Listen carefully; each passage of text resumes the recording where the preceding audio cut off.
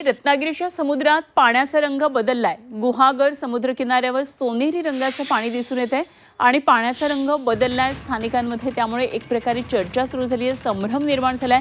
या रंग बदलाचं कारण हे अस्पष्ट आहे। चर्चांना मात्र चांगलंच उधाण आलंय। तर गडद सोनेरी रंगासह काही भागामध्ये पाणी काळवंडलेलं सुद्धा आहे, असा एक प्रकार समोर आलेला आहे। तर रत्नागिरीमधल्या समुद्रामध्ये पाण्याचा हा अशा प्रकारे रंग दिसतोय।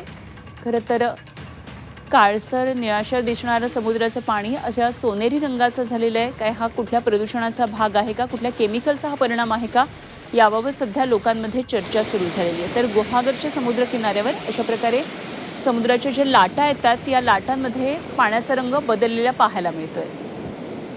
तर काही ठिकाणी गडद सोनेरी रंग दिसतोय, तर काही भागामध्ये काळवंडलेलं पाणी दिसतंय। त्यामुळे तिथल्या लोकांमध्ये एक प्रकारे संभ्रमाचं असं वातावरण तयार झालंय। समुद्राच्या पाण्याचा रंग कसा बदलला, यामध्ये काय नेमका हा बदल का झालेला आहे, कुठल्या प्रकारचे प्रदूषण आहे का, काही केमिकल मिश्रित असं सगळं पाणी दिसतं, अशा प्रकारे बऱ्याच चर्चा सध्या सुरू झाल्या।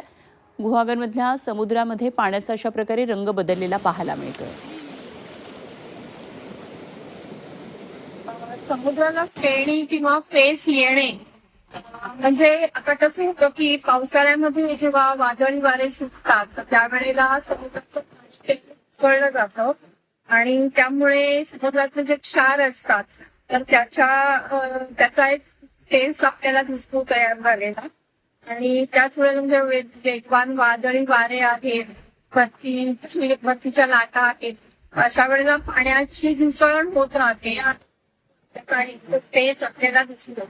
त्याचबरोबर पाण्यामध्ये जे सेंद्रिय घटक असतात, शेवाळ वगैरे असतं, तर तेही कुजल्यामुळे त्या सेंद्रिय पदार्थांची घुसळण झाल्यामुळे हा फेस आपल्याला आलेला तो दिसतो।